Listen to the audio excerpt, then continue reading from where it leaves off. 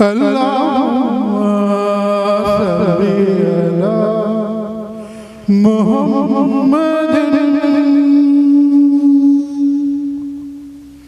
وعلى آله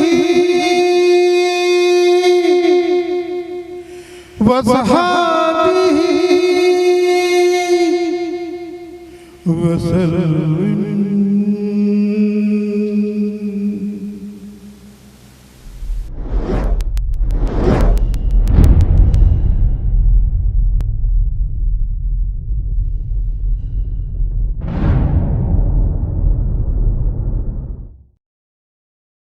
بسم اللہ الرحمن الرحیم. شروع اللہ کا نام لے کر جو بڑا مہربان نہایت رحم والا ہے. ابو عبد الرحمن احول عاصم نے بیان کیا اور ان سے انس رضی اللہ عنہ نے کہ نبی کریم صلی اللہ علیہ وسلم نے فرمایا مدینہ حرم ہے فلاں جگہ سے فلاں جگہ تک، یعنی جبل عیر سے سور تک. اس حد میں کوئی درخت نہ کاٹا جائے نہ کوئی بدعت کی جائے، اور جس نے بھی یہاں کوئی بدعت نکالی اس پر اللہ تعالی اور تمام ملائکہ اور انسانوں کی لعنت ہے. صحیح بخاری حدیث نمبر 1867. عبد الوارث نے بیان کیا، ان سے ابو طیاح نے اور ان سے انس رضی اللہ عنہ نے بیان کیا کہ نبی کریم صلی اللہ علیہ وسلم جب مدینہ ہجرت کر کے تشریف لائے تو رسول اللہ صلی اللہ علیہ وسلم نے مسجد کی تعمیر کا حکم دیا. آپ صلی اللہ علیہ وسلم نے فرمایا اے بنو نجار، تم اپنی اس زمین کی مجھ سے قیمت لے لو. لیکن انہوں نے عرض کی کہ ہم اس کی قیمت صرف اللہ تعالیٰ سے مانگتے ہیں. پھر حضرت صلی اللہ علیہ وسلم نے مشرکین کی قبروں کے متعلق فرمایا اور وہ اکھاڑ دی گئیں. ویرانے کے متعلق حکم دیا اور وہ برابر کر دیا گیا. کھجور کے درختوں کے متعلق حکم دیا اور وہ کاٹ دیے گئے اور وہ درخت قبلے کی طرف بچھا دیے گئے. صحیح بخاری حدیث نمبر 1868. عبد الحمید نے بیان کیا، ان سے سلیمان بن بلال نے، ان سے عبید اللہ نے، ان سے سعید مقبری نے اور ان سے ابو ہریرہ رضی اللہ عنہ نے کہ نبی کریم صلی اللہ علیہ وسلم نے فرمایا مدینے کے دونوں پتھریلے کناروں میں جو زمین ہے وہ میری زبان پر حرم ٹھہرائی گئی. حضرت ابو ہریرہ رضی اللہ عنہ نے بیان کیا کہ نبی کریم صلی اللہ علیہ وسلم بنو حارثہ کے پاس آئے اور فرمایا بنو حارثہ، میرا خیال ہے کہ تم لوگ حرم سے باہر ہو گئے ہو. پھر آپ صلی اللہ علیہ وسلم نے مڑ کر دیکھا اور فرمایا کہ نہیں، بلکہ تم لوگ حرم کے اندر ہی ہو. صحیح بخاری حدیث نمبر 1869. عبد الرحمن بن مہدی نے بیان کیا، ان سے سفیان ثوری نے، ان سے اعمش نے، ان سے ان کے والد یزید بن شریک نے اور ان سے علی رضی اللہ عنہ نے بیان کیا کہ میرے پاس کتاب اللہ اور نبی کریم صلی اللہ علیہ وسلم کے اس صحیفے کے سوا جو نبی کریم صلی اللہ علیہ وسلم کے حوالے سے ہے اور کوئی چیز شرعی احکام سے متعلق لکھی ہوئی صورت میں نہیں ہے. اس صحیفے میں یہ بھی لکھا ہوا ہے کہ حضرت صلی اللہ علیہ وسلم نے فرمایا مدینہ آئر پہاڑی سے لے کر فلاں مقام تک حرم ہے. جس نے اس حد میں کوئی بدعت نکالی یا کسی بدعتی کو پناہ دی تو اس پر اللہ اور تمام ملائکہ اور انسانوں کی لعنت ہے. نہ اس کی کوئی فرض عبادت مقبول ہے نہ نفل. اور آپ صلی اللہ علیہ وسلم نے فرمایا کہ تمام مسلمانوں میں سے کسی کا بھی عہد کافی ہے. اس لیے اگر کسی مسلمان کی دی ہوئی امان میں دوسرے مسلمان نے بدعہدی کی تو اس پر اللہ اور تمام ملائکہ اور انسانوں کی لعنت ہے. نہ اس کی کوئی فرض عبادت مقبول ہے نہ نفل. اور جو کوئی اپنے مالک کو چھوڑ کر اس کی اجازت کے بغیر کسی دوسرے کو مالک بنائے اس پر اللہ اور تمام ملائکہ اور انسانوں کی لعنت ہے. نہ اس کی فرض عبادت مقبول ہے نہ نفل. صحیح بخاری حدیث نمبر 1870. یحییٰ بن سعید نے بیان کیا کہ میں نے ابو الحباب سعید بن یسار سے سنا، انہوں نے کہا کہ میں نے ابو ہریرہ رضی اللہ عنہ سے سنا. انہوں نے بیان کیا کہ حضرت صلی اللہ علیہ وسلم نے فرمایا کہ مجھے ایک ایسے شہر میں ہجرت کا حکم ہوا ہے جو دوسرے شہروں کو کھا لے گا، یعنی سب کا سردار بنے گا. منافقین اسے یثرب کہتے ہیں، لیکن اس کا نام مدینہ ہے۔ وہ برے لوگوں کو اس طرح باہر کر دیتا ہے جس طرح بھٹی لوہے کے زنگ کو نکال دیتی ہے۔ صحیح بخاری حدیث نمبر 1871۔ عمرو بن یحییٰ نے بیان کیا، ان سے عباس بن سہل بن سعد نے اور ان سے ابو حمید سعدی رضی اللہ عنہ نے یہ بیان کیا کہ ہم غزوہ تبوک سے نبی کریم صلی اللہ علیہ وسلم کے ساتھ واپس ہوتے ہوئے جب مدینے کے قریب پہنچے تو آپ صلی اللہ علیہ وسلم نے فرمایا کہ یہ طابہ آ گیا۔ صحیح بخاری حدیث نمبر 1872۔ امام مالک نے خبر دی، انہیں ابن شہاب ظاہری نے، انہیں سعید بن مسیب نے کہ ابو ہریرہ رضی اللہ عنہ فرمایا کرتے تھے، اگر میں مدینہ میں ہرن چرتے ہوئے دیکھوں تو انہیں کبھی نہ چھیڑوں، کیونکہ رسول اللہ صلی اللہ علیہ وسلم نے فرمایا تھا کہ مدینہ کی زمین دونوں پتھریلے میدانوں کے بیچ میں حرم ہے۔ صحیح بخاری حدیث نمبر 1873۔ سعید بن مسیب نے خبر دی، ان سے ابو ہریرہ رضی اللہ عنہ نے کہا کہ میں نے رسول اللہ صلی اللہ علیہ وسلم سے سنا، آپ صلی اللہ علیہ وسلم نے فرمایا کہ تم لوگ مدینہ کو بہتر حالت میں چھوڑ جاؤ گے، پھر وہ ایسا اجاڑ ہو جائے گا کہ پھر وہاں وحشی جانور، درند اور پرند بسنے لگیں گے، اور آخر میں مدینہ کے 2 چرواہے مدینہ آئیں گے تاکہ اپنی بکریوں کو ہانک لے جائیں، لیکن وہاں انہیں صرف وحشی جانور نظر آئیں گے۔ آخر ثنیۃ الوداع تک جب پہنچیں گے تو اپنے منہ کے بل گر پڑیں گے۔ صحیح بخاری حدیث نمبر 1874۔ امام مالک نے خبر دی، انہیں ہشام بن عروہ نے، انہیں ان کے والد عروہ بن زبیر نے خبر دی، انہیں عبداللہ بن زبیر رضی اللہ عنہ نے اور ان سے سفیان بن ابی زہیر رضی اللہ عنہ نے بیان کیا کہ میں نے رسول اللہ صلی اللہ علیہ وسلم سے سنا کہ آپ نے فرمایا کہ یمن فتح ہوگا تو کچھ لوگ اپنی سواریوں کو دوڑاتے ہوئے لائیں گے اور اپنے گھر والوں کو اور ان کو جو ان کی بات مان جائیں گے سوار کر کے مدینہ سے واپس یمن کو لے جائیں گے۔ کاش انہیں معلوم ہوتا کہ مدینہ ہی ان کے لیے بہتر تھا۔ اور عراق فتح ہوگا تو کچھ لوگ اپنی سواریوں کو تیز دوڑاتے ہوئے لائیں گے اور اپنے گھر والوں کو اور جو ان کی بات مانیں گے اپنے ساتھ عراق واپس لے جائیں گے۔ کاش انہیں معلوم ہوتا کہ مدینہ ہی ان کے لیے بہتر تھا۔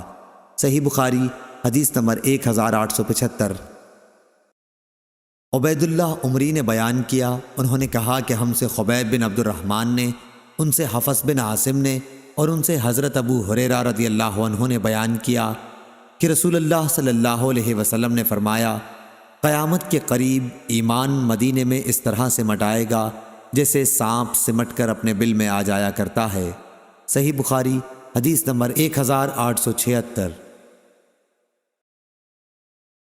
فضل بن موسیٰ نے خبر دی، انہیں جعید بن عبد الرحمن نے اور ان سے عائشہ رضی اللہ عنہا نے فرمایا کہ میں نے سعد بن ابی وقاص رضی اللہ عنہ سے سنا تھا، انہوں نے بیان کیا کہ میں نے نبی کریم صلی اللہ علیہ وسلم سے سنا تھا کہ آن حضرت صلی اللہ علیہ وسلم نے فرمایا تھا کہ اہل مدینہ کے ساتھ جو شخص بھی فریب کرے گا وہ اس طرح گھل جائے گا جیسے نمک پانی میں گھل جایا کرتا ہے۔ صحیح بخاری حدیث نمبر 1877۔ عروہ نے خبر دی اور انہوں نے اسامہ بن زید رضی اللہ عنہ سے سنا کہ نبی کریم صلی اللہ علیہ وسلم مدینے کے محلات میں سے ایک محل یعنی اونچے مکان پر چڑھے، پھر فرمایا کہ جو کچھ میں دیکھ رہا ہوں کیا تمہیں بھی نظر آ رہا ہے؟ میں بوندوں کے گرنے کی جگہ کی طرح تمہارے گھروں میں فتنوں کے نازل ہونے کی جگہوں کو دیکھ رہا ہوں۔ اس روایت کی مطابقت معمر اور سلمان بن کثیر نے ظاہری کے واسطے سے کی ہے۔ صحیح بخاری حدیث نمبر 1878۔ ابراہیم بن سعد نے بیان کیا، ان سے ان کے والد نے، ان سے ان کے دادا نے اور ان سے ابو بکرہ رضی اللہ عنہ نے بیان کیا کہ نبی کریم صلی اللہ علیہ وسلم نے فرمایا، مدینے پر دجال کا رعب بھی نہیں پڑے گا۔ اس دور میں مدینے کے 7 دروازے ہوں گے اور ہر دروازے پر 2 فرشتے ہوں گے۔ صحیح بخاری حدیث نمبر 1879۔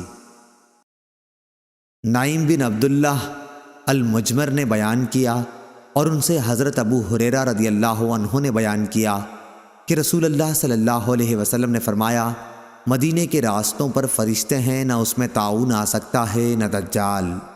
صحیح بخاری حدیث نمبر 1880۔ اسحاق نے بیان کیا، ان سے انس بن مالک رضی اللہ عنہ نے بیان کیا کہ رسول کریم صلی اللہ علیہ وسلم نے فرمایا، کوئی ایسا شہر نہیں ملے گا جسے دجال پامال نہ کرے گا سوائے مکہ اور مدینہ کے۔ ان کے ہر راستے پر صف بستہ فرشتے کھڑے ہوں گے جو ان کی حفاظت کریں گے۔ پھر مدینے کی زمین 3 مرتبہ کانپے گی، جس سے ایک ایک کافر اور منافق کو اللہ تعالیٰ اس میں سے باہر کر دے گا۔ صحیح بخاری حدیث نمبر 1881۔ ابو سعید خدری رضی اللہ عنہ نے بیان کیا کہ ہم سے رسول اللہ صلی اللہ علیہ وسلم نے دجال کے متعلق ایک لمبی حدیث بیان کی۔ آپ صلی اللہ علیہ وسلم نے اپنی حدیث میں یہ بھی فرمایا تھا کہ دجال مدینہ کی ایک کھاری شور زمین تک پہنچے گا، اس پر مدینے میں داخلہ تو حرام ہوگا، مدینہ سے اس دن ایک شخص اس کی طرف نکل کر بڑھے گا، یہ لوگوں میں ایک بہترین نیک مرد ہوگا، یا یہ فرمایا کہ بزرگ ترین لوگوں میں سے ہوگا۔ وہ شخص کہے گا کہ میں گواہی دیتا ہوں کہ تو وہی دجال ہے جس کے متعلق ہمیں رسول اللہ صلی اللہ علیہ وسلم نے اطلاع دی تھی۔ دجال کہے گا، کیا میں اسے قتل کر کے پھر زندہ کر ڈالوں تو تم لوگوں کو میرے معاملے میں کوئی شبہ رہ جائے گا؟ اس کے حواری کہیں گے نہیں۔ چنانچہ دجال انہیں قتل کر کے پھر زندہ کر دے گا۔ جب دجال انہیں زندہ کر دے گا تو وہ بندہ کہے گا، واللہ اب تو مجھ کو پورا حال معلوم ہو گیا کہ تو ہی دجال ہے۔ دجال کہے گا، لاؤ اسے پھر قتل کر دوں، لیکن اس مرتبہ وہ قابو نہ پا سکے گا۔ صحیح بخاری حدیث نمبر 1882۔ سفیان نے بیان کیا، ان سے محمد بن منقدر نے اور ان سے جابر رضی اللہ عنہ نے کہ ایک اعرابی نے نبی کریم صلی اللہ علیہ وسلم کی خدمت میں حاضر ہو کر اسلام پر بیعت کی۔ دوسرے دن آیا تو اسے بخار چڑھا ہوا تھا، کہنے لگا کہ میری بیعت توڑ دیجئے۔ 3 بار اس نے یہی کہا۔ آپ صلی اللہ علیہ وسلم نے انکار کیا، پھر فرمایا کہ مدینہ کی مثال بھٹی کی سی ہے کہ میل کچیل کو دور کر کے خالص جوہر کو نکھار دیتی ہے۔ صحیح بخاری حدیث نمبر 1883۔ عبداللہ بن یزید نے بیان کیا کہ میں نے زید بن ثابت رضی اللہ عنہ سے سنا، آپ فرما رہے تھے کہ جب نبی کریم صلی اللہ علیہ وسلم جنگ احد کے لیے نکلے تو جو لوگ آپ صلی اللہ علیہ وسلم کے ساتھ تھے ان میں سے کچھ لوگ واپس آ گئے، یہ منافقین تھے۔ پھر بعض نے تو یہ کہا کہ ہم چل کر انہیں قتل کر دیں گے، اور ایک جماعت نے کہا کہ قتل نہ کرنا چاہیے۔ اس پر آیت نازل ہوئی، فما لکم فی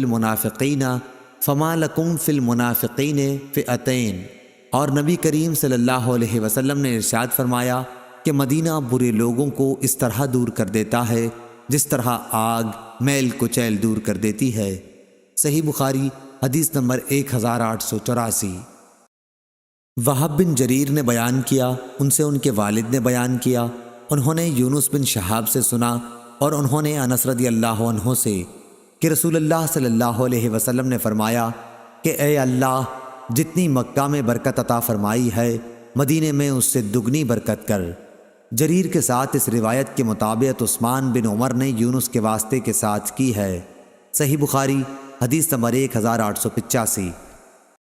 اسماعیل بن جعفر نے بیان کیا، ان سے حمید نے اور ان سے انس رضی اللہ عنہ نے کہ نبی کریم صلی اللہ علیہ وسلم جب کبھی سفر سے واپس آتے اور مدینہ کی دیواروں کو دیکھتے تو اپنی سواری تیز فرما دیتے، اور اگر کسی جانور کی پشت پر ہوتے تو مدینہ کی محبت میں اسے ایڑ لگاتے۔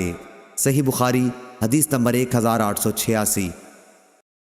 انس رضی اللہ عنہ نے بیان کیا کہ بنو سلمہ نے چاہا کہ اپنے دور والے مکانات چھوڑ کر مسجد نبوی سے قریب اقامت اختیار کر لیں، لیکن رسول اللہ صلی اللہ علیہ وسلم نے یہ پسند نہیں کیا کہ مدینہ کے کسی حصے سے بھی رہائش ترک کی جائے۔ آپ صلی اللہ علیہ وسلم نے فرمایا، اے بنو سلمہ، تم اپنے قدموں کا ثواب نہیں چاہتے؟ چنانچہ بنو سلمہ نے اپنی اصلی اقامت گاہ میں ہی رہائش باقی رکھی۔ صحیح بخاری حدیث نمبر 1887۔ خبیب بن عبد الرحمن نے بیان کیا، ان سے حفص بن عاصم نے اور ان سے ابو ہریرہ رضی اللہ عنہ نے کہ نبی کریم صلی اللہ علیہ وسلم نے فرمایا، میرے گھر میرے ممبر کے درمیان جنت کے باغوں میں سے ایک باغ ہے، اور میرا ممبر قیامت کے دن میرے حوض کوثر پر ہوگا۔ صحیح بخاری حدیث نمبر 1888۔ ابو اسامہ نے کہا ان سے ہشام نے، ان سے ان کے والد عروہ نے، اور ان سے عائشہ رضی اللہ عنہا نے کہ جب رسول کریم صلی اللہ علیہ وسلم مدینہ تشریف لائے تو ابو بکر اور بلال رضی اللہ عنہ بخار میں مبتلا ہو گئے۔ ابو بکر رضی اللہ عنہ جب بخار میں مبتلا ہوئے تو یہ شعر پڑھتے: ہر آدمی اپنے گھر والوں میں سب کرتا، حالانکہ اس کی موت اس کی جوتی کے تسمے سے بھی زیادہ قریب ہے۔ اور بلال رضی اللہ عنہ کا جب بخار اترتا تو آپ بلند آواز سے یہ اشعار پڑھتے: کاش میں ایک رات مکے کی وادی میں گزار سکتا، اور میرے چاروں طرف اذخر اور جلیل گھاس ہوتی۔ کاش ایک دن میں مہنا کے پانی پر پہنچتا، اور کاش میں شامہ اور طفیل پہاڑوں کو دیکھ سکتا۔ کہا کہ اے میرے اللہ، شیبہ بن ربیعہ، عتبہ بن ربیعہ اور امیہ بن خلف مردودوں پر لعنت کر، انہوں نے ہمیں اپنے وطن سے اس وبا کی زمین میں نکالا ہے۔ رسول اللہ صلی اللہ علیہ وسلم نے یہ سن کر فرمایا: اے اللہ، ہمارے دلوں میں مدینہ کی محبت اسی طرح پیدا کر دے جس طرح مکہ کی محبت ہے، بلکہ اس سے بھی زیادہ۔ اے اللہ، ہمارے سا اور ہمارے مد میں برکت عطا فرما، اور مدینہ کی آب و ہوا ہمارے لیے صحت خیز کر دے، یہاں کے بخار کو جحفہ میں بھیج دے۔ عائشہ رضی اللہ عنہا نے بیان کیا کہ جب ہم مدینہ آ گئے تو یہ خدا کی سب سے زیادہ وبا والی سرزمین تھی۔ انہوں نے کہا مدینہ میں بطحان نامی ایک نالے سے ذرا ذرا بدمزہ اور بدبودار پانی بہا کرتا تھا۔ صحیح بخاری حدیث نمبر 1889۔ لیث نے بیان کیا ان سے خالد بن یزید نے، ان سے سعید بن ابی ہلال نے، ان سے زید بن اسلم نے، ان سے ان کے والد نے، اور ان سے عمر رضی اللہ عنہ نے، جو فرمایا کرتے تھے: اے اللہ، مجھے اپنے راستے میں شہادت عطا کر، اور میری موت اپنے رسول اللہ صلی اللہ علیہ وسلم کے شہر میں مقدر کر دے۔ صحیح بخاری حدیث نمبر 1890۔